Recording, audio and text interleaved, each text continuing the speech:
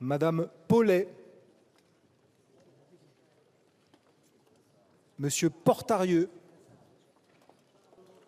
Monsieur Diouara,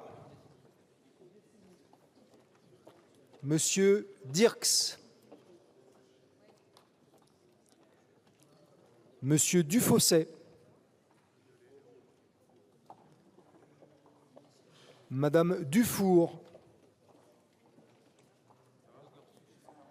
Monsieur Duplessis,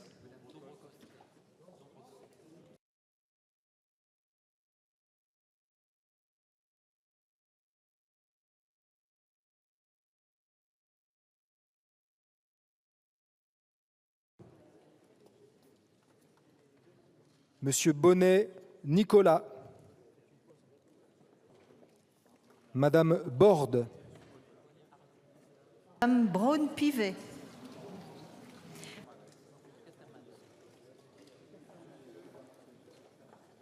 Monsieur Cazeneuve Pierre, Madame Colin Oesterlé, Monsieur Colomba. Madame Corneloup. Monsieur Coulombe. Monsieur Courbon. Monsieur Croiset. Monsieur Ablot, Sibille. Lettre J. Monsieur, Madame, Monsieur Lame, Madame Laporte,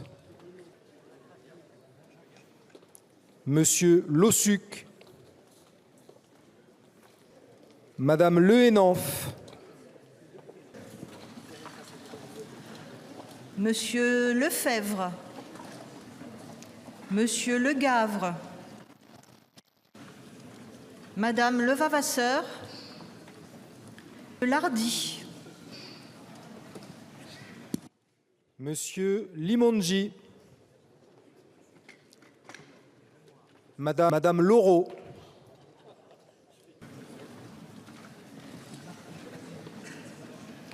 Monsieur Ménager. Monsieur Midi, Madame Morel, Madame Panonacle. Monsieur Pez. Madame Pétex.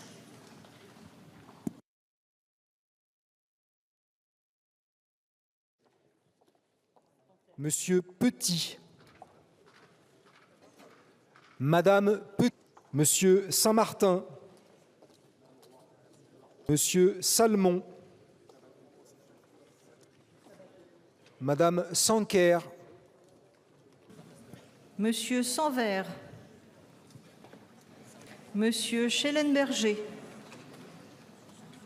Simonet. Monsieur Sidze. Monsieur Tête.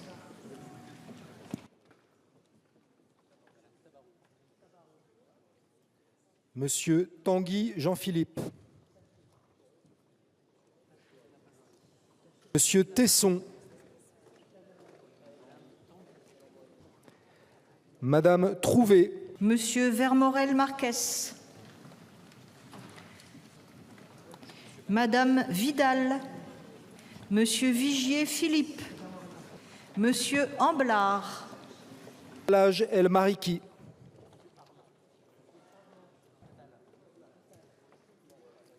Madame Bagnier,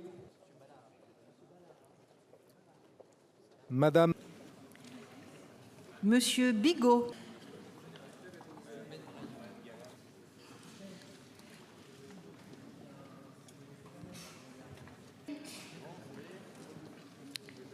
Madame Blanc-Courson.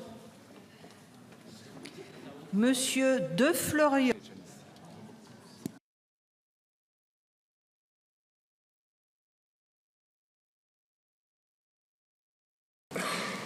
Au seuil de cette mandature, je forme donc le vœu que cette enceinte, la maison du peuple et de la démocratie, soit un lieu où s'expriment les convictions, toutes les convictions, mais dans un climat apaisé et respectueux.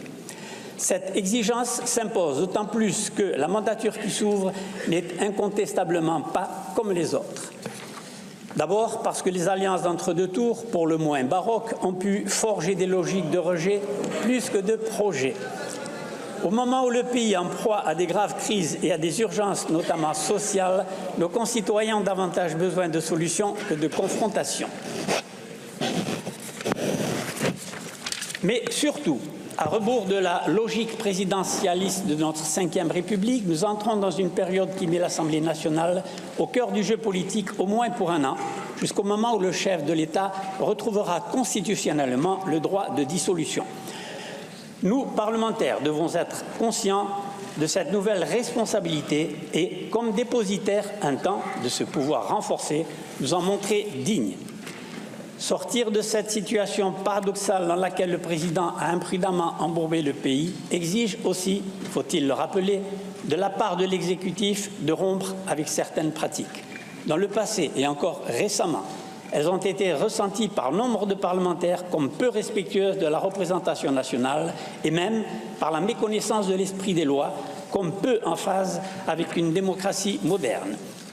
Nul ne sait comment se déroulera cette séquence inédite en 60 années d'histoire parlementaire, mais personne ne peut souhaiter de voir le pays livré au blocage, au chantage ou au marchandage.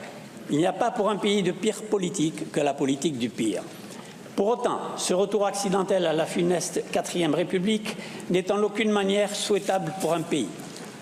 Les défis sont immenses et la situation nationale ou internationale appelle non pas un gouvernement technique ou qui expédierait les affaires courantes, mais un retour résolu du politique, c'est-à-dire d'une vision et d'une volonté politique. C'est sans nul doute ce qui nous attend dans un an.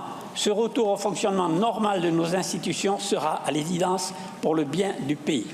Il me semble que personne ne souhaite revivre les débordements malheureux qu'on a pu connaître dans la précédente mandature et qui, je le crois, ne renvoient pas à une image tout à fait exemplaire de notre institution.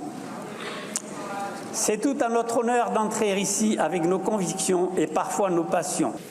Politesse et politique sont intimement liées. Les joutes verbales les plus belles, c'est-à-dire les plus élevées, sont généralement les plus courtoises, les plus subtiles, les plus spirituelles. Elles disqualifient les absurdes vociférations et les puériles invectives. Les esprits supérieurs s'expriment dans cet hémicycle davantage par l'intelligence que par l'intempérance, davantage par le lyrisme que par le bellicisme. La confrontation des idées est féconde, celle des hommes est destructrice. Notre responsabilité est d'autant plus grande que la France nous regarde, nous qui, par notre attitude et nos propos, inspirons le débat politique sur tout le territoire, lui donnons sa tonalité, le façonnons pour l'image que nous en renvoyons. Dans l'intérêt de tous et de la France, nous devons prendre garde de ne pas ajouter à la division des Français, de ne pas accroître les tensions de la société ou entretenir, même indirectement par notre comportement, en quoi que ce soit, l'agressivité, ce climat dangereux qui tend à s'installer partout et dont il nous appartient instamment de prémunir le pays. Si tout peut nous séparer, qu'au moins le rejet de la violence politique puisse nous rassembler. Je vous le dis, c'est avec émotion que je m'exprime devant vous, qui êtes les représentants d'une entité chère à mes yeux, la plus chère qui soit, la nation française. Une nation aujourd'hui endeuillée par la mort de 2 personnes, dont 3 enfants, dans un incendie dont tout porte à croire qu'il est criminel et lié au trafic de drogue, je vous en ai parlé à l'instant. Qu'il me soit permis de féliciter les collègues de la précédente mandature pour leur réélection. Qu'ils voient dans cette reconduction la reconnaissance de leur engagement au service des citoyens, de leur circonscription et de leur travail parlementaire. À ces félicitations, j'ajoute celles que j'adresse aux nouveaux élus qui nous rejoignent au sein de cette vénérable Assemblée, avec des souhaits de bienvenue et des vœux sincères de réussite dans leur nouveau mandat. J'en profite pour remercier en notre nom à tous le personnel de l'Assemblée qui, hier comme demain, nous permettra d'exercer notre mandat dans les meilleures conditions possibles.